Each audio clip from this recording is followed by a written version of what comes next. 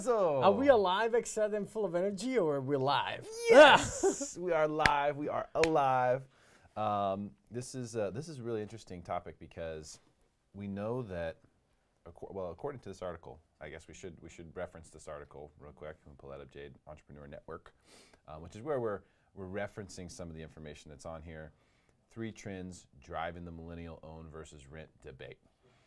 And these 3 trends are really more of sort of like subtopics, I would say. Right, exactly. I think it's just not. I think it all starts with the millennials itself, which have a different mindset than baby boomers, or I should say, more mature people. Yes. Just call them like that. And don't you dare say the word seniors. Yeah, let's not use that. So it's quite interesting. I mean, it is true. We have tendency to utilize, internet and all the latest technology to attract consumers, attract buyers, and so on. But we do realize, I do actually personally, in our line of business here in San Diego and in Miami, because that's where we have the other office, that the millennials have tendency to prefer renting versus owning. And there's reasons for that. And as of right now, across all of the demographics in America, according to this article, homeownership is at 63%, which is the lowest rate in more than 5 decades. Now, among the millennials, the largest generation since the baby boomers, the rate is only a bit more than half that figure, so 34%. So that's also a record low for that age group. So, and it's interesting because, and then it breaks it down into 3 main reasons why, and I totally agree. What do you think about that? I mean, yeah, the 3 reasons, and we'll talk about them: gratification, commitment, income. I mean, one of the reasons I think that's not in here that is becoming a macro situation is that there are going to be less individuals owning homes as time goes on, because people who are more wealthy are going to be buying more properties and more. So you have one person who owns 100 homes. That person, 10 years from now, he owns 200 homes. Right. So that's 100 people who now can't own a home, that have to rent.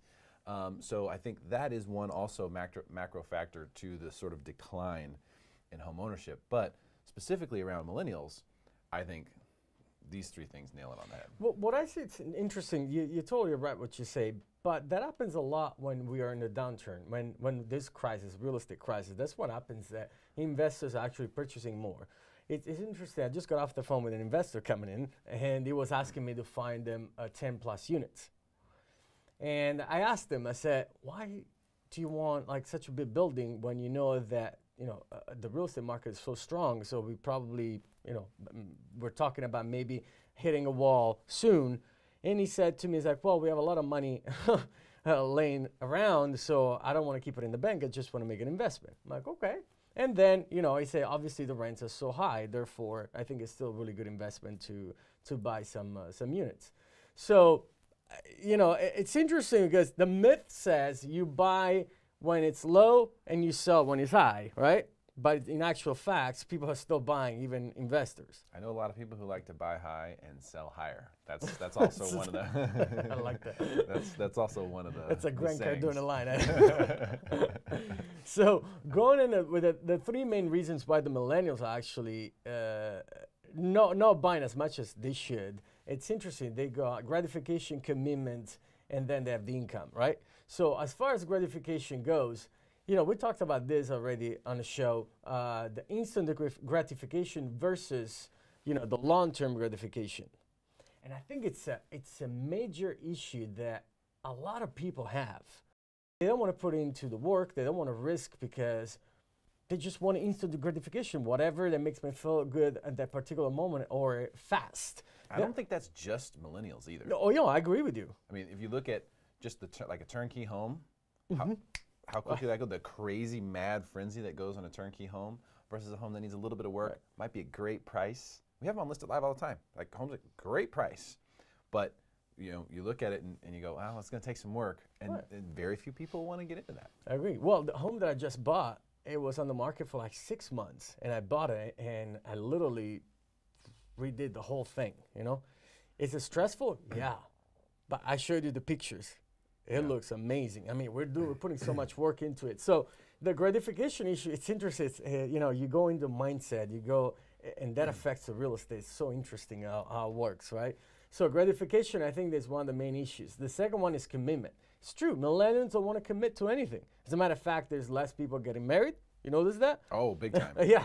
So, and also the commitment, because they're afraid that, you know, the job will be moving them somewhere else. As a matter of fact, I don't know if you're aware of this, but there is, especially in the tech companies, now they're hiring and they're able to let the employees work from home instead of coming to the office. So they go to the office, especially in San Francisco. It's a trend that's happening. Yeah. You know, you're able to actually go to the office once every 2 weeks, I believe, or once a month, something along the line. So that's shifting as well. So people are going to end up moving less. Make sense? That's right. Yeah. And there's actually a lot of people like that. In fact, I know people who are working remotely, living on a boat right now, traveling the world. I know, like in our situation here in the studio, if we wanted to grow, we would have to have people work from home, or we'd have to get a bigger office space. And no one wants to get a bigger office space. Right. So for a lot of these tech companies, they grow very quickly. It makes it a lot easier for them to do that if they don't have to constantly be taking on office space, signing leases, doing TIs, waiting for all that. Just like, hey, we need someone to do a job. You got a computer at home? Great. Here's what we need you to do. You know, and employees love that. Right. Oh, I can work from home? From home, yeah. Oh my gosh, what a great setup that is. So if you're capable of doing that in your business, and a lot of tech companies are, and we're just kind of assuming that millennials are getting hired at tech companies, but that's where the trends start with those things. I mean, Google was the first place to be like, hey, let's set up pinball, you know, in the office. I mean, they were the first ones to really go, let's create a work environment that's more like a home environment. And I think that definitely makes sense. But what you're saying here about commitment, this is where I see an issue really across the board, not just millennials, especially millennials, but commitment is a real big issue, because you have to commit to everything. Commit to your job, commit to your family, commit to your life. And do you think it's going to be any different in your biggest investment? You have to be committed to that Life too. is a commitment. You know what I mean? It's interesting. This is one of the things that I preach and teach with our team. You're either interested or you're committed. There's a huge difference between the two, you know? There's people, even when they come to the team, not related to purchasing a home, but even purchasing a home, you know, we have buyers coming in, it's true. They're interested in buying a home, but they're not committed to buying a home. And you can smell that from the fact they're like, I don't know, no, it's a lot of work. Oh, I'm too busy. I don't know if I can meet you this weekend because we have to go to a hike. If you're committed to buy a home because it's such a big investment, you should make time for it. I see it like that. I mean, it's already a very competitive market. So if you're really committed to buy a home, you should dedicate a few hours a week to do your research, to go see properties, and sit down and, you know, write an offer or whatnot. And look at it. Yeah, really take a hard look at I it. have to. So that is a macro issue kind of across the I board, agree. in my opinion, but definitely with this age group. And then, of course, talking about buying homes, income being the third one. Yeah, the income. I mean, they're saying the average millennial has a huge student loans averaging $40,000, which is, you know, a lot of money if you consider that. That's an extra, you know, debt that you have to pay. So I get that point, but you know, if you look at a long-term gratification as far as appreciation of the property, tax deduction and whatnot, it makes total sense to buy versus rent.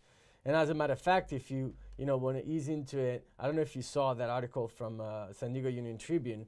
It just came out, I think yesterday or 2 days ago, and it talks about San Diego average rent. It went up to $1,887. That's a breaking record. Look at this BS. I'm trying to pull up your article. This is the reason why I don't look at the Tribune. I'll just be honest with you. The average rent in San Diego now, it's $1,887. That's for a one-bedroom in downtown. You know what's mind-blowing to me? It's funny because I didn't, honestly, I started reading into this, and I don't do rentals, but you know, it happens usually that they ask me questions and you know, where to go, how to find a rental, whatnot. It's pretty interesting. It says that the rent has increased 20% since March 2015. So that's 20% in 3 years. It's about 6 to 7% per year. That's pretty high. In the year before, I don't know if you were following this, between 13 and 15, it was actually double digit. So we got like probably a 40% in the last 5 years. Yeah, that's huge. It's been crazy, and everyone's been taking advantage of it. You know, that has also been, I think, a big reason why real estate values have gone up and stayed higher, because the rent versus own still makes sense, which is exactly what we're talking about here. These three trends that are driving the millennials rent versus own debate are these three things. And the question is, you know, and by the way, we do know that millennials are buying homes. They definitely are buying homes. Sure. So they're making up a pretty big segment of home buyers. But how are these three trends going to affect real estate, especially if we get into a pinch? Well, I mean, it's obviously it doesn't help because if they're not buying as much as they should be buying, and we go into a situation, a correction, I should say, we're gonna have a pretty big hit because baby boomers obviously they have tendency to stay in their properties because where are they going to go? I mean, once you reach a certain age, it's already stressful to move. We notice that. I mean, we have a lack of inventory for that reason too. You know that, right? Yeah. So they don't know where to go. They have no desire to move. The market isn't helping. Obviously, even if they sell their home and they have $300,000-$400,000 in equity, what are they going to buy with $500,000-$600,000? Pretty much nothing. Yeah. So that's the problem where we're sitting right now. I believe the majority of people that they're selling, they have to sell for major reasons, which is either moving out of state or retiring, or maybe because the family just got bigger and they don't fit in the home anymore. Upsizing, downsizing. You have to have a valid reason in order to sell. That's what's happening here in San Diego. So I think that's one of the reasons why we have such a lack of inventory. I think the thing that we're going to see from this is it's always been a payment game. People have always, I hate to say payment shoppers, but it's been a lot about mortgage payment, right? Right.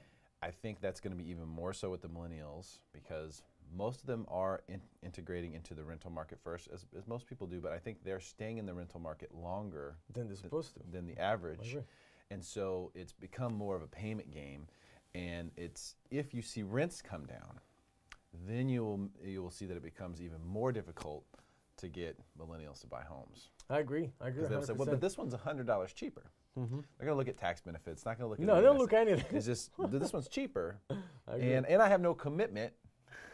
Exactly. Like I have a year lease. I can move out. I'm on a month. I don't care. That's where I think these things can really come into effect. And it's interesting because we do go case by case scenarios. At times we have millennials come to the office and we literally analyze how much they're spending, what they're spending as far as personal expenses, business, and then their living expenses. And we realize that they, at times, with tax benefits and appreciation, they're actually better off at times to purchase a home. And when you start debating about it, and I always have to, push back and say, well, but it's $300 more. I'm like, I got it. But $300 more, think about it. You're putting away X amount of money towards principal, and that principal is going to increase year over year. And on top of that, you're going to have appreciation. So you break it down, and it's still not 100% sold. Like, well, but it's only $2,200 right now. I'm like, well, go one time less a week, get a beer less per week. I don't know, whatever. You can save money like that. You know what I mean? That if you really want to think about it, they don't want to sacrifice. No, but they don't want to sacrifice. That's the thing. They want everything easy. That's a tough sell, man. Hey, drink less beer. Yeah, I mean, it's interesting. You have this conversation like, well, but it's $100 and something less renting. I'm like, okay. Do you go to Starbucks? Yeah, every day. I'm like, great. Here you go. It's $150. They can't get it. You know what I mean? They just want to know. No, wait, I need my coffee in the morning. I have this conversation. Not kidding. So that's hilarious. It is. But it's real. That's what I'm saying. Like it's payment shopping. I don't have a better word for it. It's payment shopping. Yeah. And while I understand why that's the case, because it's sort of like when people do rate shopping. A lot of times they just look at the rate or they just look at the payment. They're not looking at costs or, long-term holding costs or I always like to look at things from a total cost analysis standpoint. What is my total cost for this activity? If I'm buying a home, what is my total cost here? If I'm renting a place for a year, what is my total cost for that year here? And when you're renting, the bad news is that there is no upside. Zero. There's no upside. It's all cost, for sure. It's going down. It's like buying a car. It will eventually be worth zero. Okay, it's just a matter of time. It's not a question. Like you say, oh, well, there's some classic cars that are worth more money now. Those guys are spending more money restoring those cars than what they're worth, I promise you. Right. Unless someone bought a cherry, like 67 Mustang, never touched it, which you want to buy a car like that and never touch it, then it may be worth something today. But for the most part, you buy a vehicle, it goes to zero. Oh, I agree. You rent something, your money goes to zero. Yeah. Just that simple. Yeah, no, it's totally like that. I agree with you. So the investment mindset is, I think, what's missing. It's that, hey, this is a cost, this is a cost, this is a cost. No, that's a cost. This is an investment, more specifically a hedge. And that's a very difficult concept to teach, like, you know, a younger person. Do you think that it's a lack of teaching?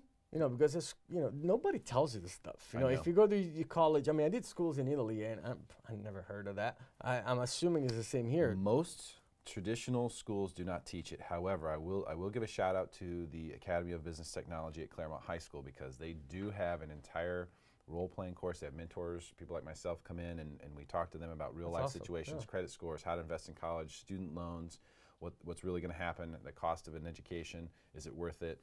Those are the talks that I give. I know they also have an entire semester where they do a real estate role play.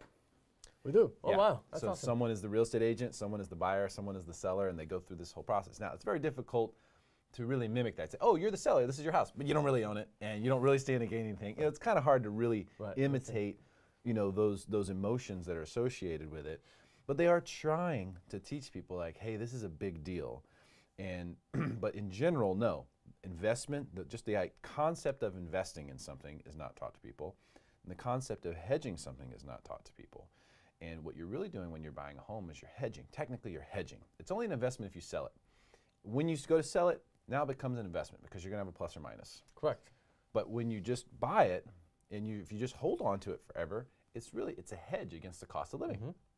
It's essentially like buying an annuity that pays off in 30 years. You get your 30-year mortgage, you make your payment towards it. At the end of that 30 years, you still get the house. You don't have to make the payment anymore. Right. Exactly. So that's the goal. And I think that's the part that's missing from the younger generation. They don't understand. In their mind, it's just a cost. They're both a cost. This one's a cost, that one's a cost. Right. No, and you know, it's interesting what you just mentioned. I am like you. You know, I became more of an analytical with time being in this business. And I agree with you. I mean, so let's picture this. You get your home. You pay your mortgage, right? So your principal goes down. You're supposed to pay for rent anyways, right? Mm-hmm. Maybe you might argue with me, oh yeah, it's more expensive because there's taxes involved and this and that and interest and mortgage interest PMI if you don't put a larger down payment and so on and on and on, right? But at the end of the day, you still need a roof over your head. So it doesn't really matter what the real estate market does, or you know, as long as you feel comfortable making your payments, I really don't think it should be an argument.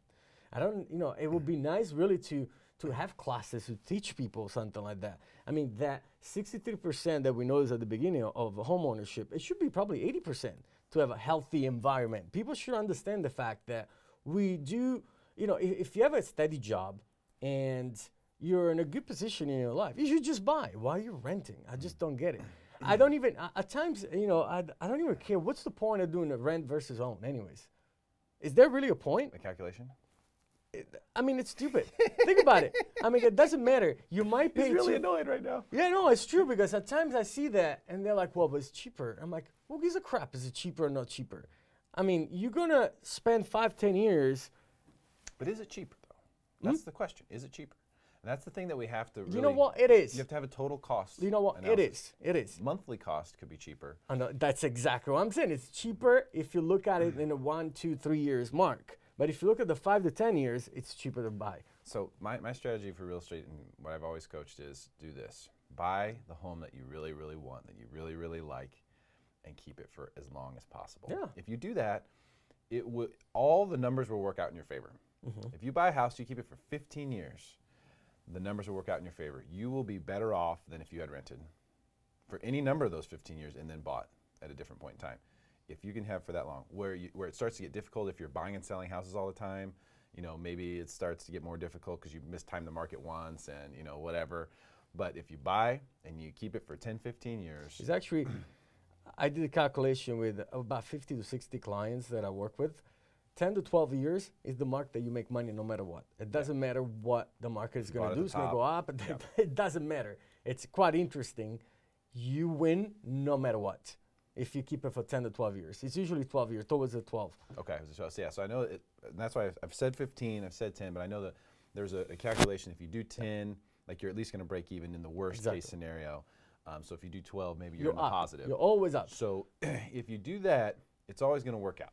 If you don't, then you're susceptible to market changes. But the reason why I encourage homeownership is so that you can ultimately own the home and not have a payment. And if you're just looking at it for payment's sake, then you're missing the point. The point is to not have a payment, because this option over here where you're renting, you're going to have a payment forever. This option over here, you don't have a payment 30 years from now. So that's the difference. That's the thing that, exactly. That's what homeownership is about. And you know, talk about this. Not only you have a payment if you're renting, but we've seen increases of 8% per year. That's true. So every year, they don't give you more than 1 year most of the times, right? They do a 1 year lease. At times they give you 2 years, but you know, they are usually it's 1 year lease. They're smart because the year after they're going to increase 8%, and then 8%. There you go, and you're overpaying. They give you a 2 year lease. It means they think they're at the top of the rental market. Exactly. They're trying to lock you into the highest rate. But you're right, and that's why buying a home is a hedge more than it is an investment, because what you're doing is you're saying, all right, this is my cost. I can afford this. I'm here. It's good. If you know my payment goes up because real estate taxes go up, that means my property value is going up. So what? If property values go down, guess what? My payment will go down because my taxes will go down. What do I care how much it's worth until the day I want to sell it? Right. Ideally, you buy a house, it goes way down in value right after you buy it. The payment gets as low as possible, and then by the time you're ready to sell it, if you do ever sell it, it goes back up. That would be the cheapest way to buy a house. But that sounds bad, but that's the cheapest way to own a home. So it's true. Sounds bad, but it's the end of the day, the cheapest way. The exit strategy, we should call it like that. You know, the exit strategy, no matter what, you keep it for 12 years, and within 12 years, you're going to make some money. Yeah. Or you're going to put aside some money, however you want to say it. Well, you're going to be net positive. Yeah, here you go. Net positive. You're going to be net positive with your tax advantages versus renting and rental increases. Right. You're going to be net positive. That's the difference maker. So not in every case, not in every neighborhood, in every place in America, I guess we should disclaim, but this is what the numbers have proven us in San Diego. If you go back, you can split test it, you can back test it, you can do all the tests you want on it. They've broken it down, NAR's broken it down, CAR's broken it down, all sorts of economists have broken it down. That's what it stems to. So that's the point that's missing. And that's the reason why millennials will just look at payments and they will just payment shop, because they don't understand that part. Totally. And you know, it depends on the micro market, like you earlier said. If we look actually into downtown San Diego, right? High rises, condominiums, HOA could be quite pricey as well. It's interesting to see that I have actually quite a lot of vacancy in downtown San Diego as far as apartments go. I think the reason is because they're really pushing it. I mean, if you got to spend, you know, I don't want to exaggerate, but I've seen studios for $2,300 to $2,500 a month. For rent. A studio. Yeah. It's a box, man. You don't even have a bedroom. You know what I mean?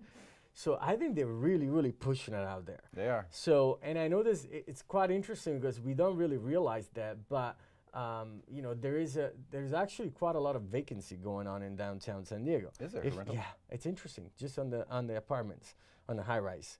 If you look at the big picture, you take out downtown San Diego, actually the vacancy is really low. But if you just look at the micro market of downtown San Diego in the high rise, it's quite high. Huh. Well, who's going to pay $2,300, $2,500 for a studio? Not very many people. I mean, you need to make $7,000 a month. You know, unless you work down there, or you just are hell bent on living down there. I think that's exactly what it is. Let's see what James said here. He says, "Worried they don't realize what a normal interest rate environment looks like. Many ramifications." Yeah, that's true. You know, and interest rates have gone up. And thanks, James, for commenting. Always feel free to comment. We are live right here on Facebook. So, yeah, I think that there are many ramifications to higher rates. There are many ramifications to a lot of these things. But what is a normal interest rate environment? That's the thing. What is normal? Right now, normal is 4% something, you know, and soon I think we'll see the normal is going to be 5% something. When I first got into the mortgage business in the late 90s, rates were in the 7 to 8% range. You know, then they went into the 6s, and then they went to the 5s and the 4s and the 3s, and we couldn't believe it. The interest rates were in the 3s. I remember that, 3.5. Couldn't believe it. It was insane. I've seen people getting mortgages 3.25 on a 30-year fix. That's insane. Yep. I remember getting my dad a loan in 2001. I think it was a 15-year that they got. It was at 3%. 3%. Wow. On a 15-year. that's like almost no interest for the bank on that. That's amazing. It's free money. It's insane. Yeah. So they subsequently paid it off, made all their payments. I guess the bank got what they were looking for.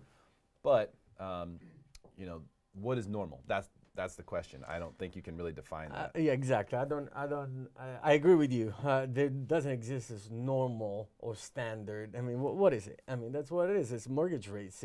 Right now the market is so hot here, if you get 4.5, 4.75 to 5%, it's great. Yeah. I mean, honestly, it's great. If you think about how much credit cards are, it's like what, 1990% or 23-something% on credit cards. Just the trajectory. If you just look at the interest rate trajectory on a graph, you'll see like, okay, they're pointing higher. As the economy does well, as the stock market does well, interest rates are supposed to go up. Right. You're not supposed to give your money to the bank for 0.03%, you know, interest. Like, you're supposed to be able to put your money in the bank and get 1% or 2%. Right. And in order to do that, rates need to go higher. Right. So it's not a horrible thing. It's great for savers. It's not necessarily good for the stock market or the bond market, which means mortgage rates could suffer. Right. So, and I wanted to touch briefly, you know, Miami, the market in Miami. You know, Yeah, we opened we opened this office in Miami, in Florida. So, if you guys are watching out there, you're thinking about maybe getting I don't know, a spot in Florida. Miami is gorgeous. If you've been there, right? I haven't been to Miami. No, You've never been to Miami. You gotta go. Miami is look, it's amazing. I love it. I really, really love it. Especially during the winter, I think is way better than here. The climate, you're Really? about 70 to 80s winter time. Summer, it's super hot. Like literally, you're dying. It's 95 Humidity. to 100, super humid, 100% humidity. Yeah, it's pretty terrible. But it's a great spot to actually invest. You know, one of the reasons why we opened this office out there is because we're making investments out there. I have a pool of investors that they're buying over there in Miami. So you're getting cap rates 13, 15%. Wow. 13 to 15% cap rate. It's Miami. It's no Oklahoma. Yeah. No offense to anybody out here. But Miami, you know, it's great because there's so many tourists. Everyone from East Coast goes to Miami on vacation. So it's a great spot. You can find, talking about rent versus own over there. So the rents are way higher than owning a property, even in a high rise. It's insane. If you look at pictures in Florida, the skyline, the downtown of Miami, it's actually more dense than New York. Really? Yes. They built so much. You have so many high rises, and they're all empty. There's a huge crisis on a high rise there. So basically, they overbuilt, and they're not able to sell. There's not enough demand, so there's all these huge buildings. And I'm talking about like high-end buildings. And so what do you think the opportunity is there? There's huge opportunities. You know, there's stuff that you could buy on a high-rise overlooking the water for like $220, $250 a condo. It's a one-bedroom, one-bath. I mean, one of the most beautiful, luxurious buildings out there. So there is great opportunities. And if you go rent a place like that, it's going to cost you about $2,800 to $3,000. So when you really go do a comparison between renting versus own, it's mind-blowing to me. I mean, there's a huge difference. You're better off buying than rent. So it could be a great opportunity for people here in San Diego if they're looking to invest, even do Airbnb, or they're looking to just rent it out for, on a yearly lease. It's a great opportunity. Do they have, the condos down there have the Airbnb restrictions like we have here? Or No, more open? no, they're very open. Yeah, Miami, it's free. Everything it's easy going there. See, we forget because we're in California where they sort of discourage business. Yeah. Certain places like Texas tight, or Florida, they're usually a lot more open to the idea of doing business. If you have a good idea for business or you want to rent out your condo, it's like, no one can tell you can't rent out your condo. What are you talking about? No, they're super open. And the most beautiful thing is that tourism, it's so lively there. There's tons and tons of people just coming over visiting. You go for spring break, it's insane in Miami. The beach are spectacular, white sandy beach. The water is crystal clear. It's really nice. The Keys are down there, so there's so much to do, and I think it's a great investment. Honestly, I've seen multiple units. We sold a few to investors actually from San Diego that they're purchasing over there just for a yearly lease. They bought 4 units. I personally bought 3 units. So there's so much going on. There's opportunities. Multi-unit opportunities. Multi-units, condominiums. I mean, if you know, you can't get wrong. Honestly, I feel like in San Diego, the real estate market went up so fast. You know, it was already quite healthy, and then in a short period of time, we already surpassed what the prices were in 2006. So we're healthy. We're in a good situation. In Miami, it took a little longer. It's lagging. And the reason it's lagging is because they overbuilt in downtown. Therefore, you see, think about this. They're offering 6 to 7% of buyer's agent for pre-constructions. Wow. Pre-construction. 6 to 7%. Have you heard of it before? Never. I never. I've heard 4. Yeah. But that was in the crisis. Exactly. You just mentioned it's a crisis. So to me, if I'm an investor, if I have some large amount of cash, or I have good credit and I want to make an investment, I would definitely buy down in Miami. Very interesting. Very interesting. So the Miami market, opportunities are swirling. Absolutely. Crazy stuff. Yeah. Il Nazo. Thank you. Joe Corbisiero, great to see you, my friend. Thank you. Thanks for tuning in. Share this video. Make your friends smarter than everyone else.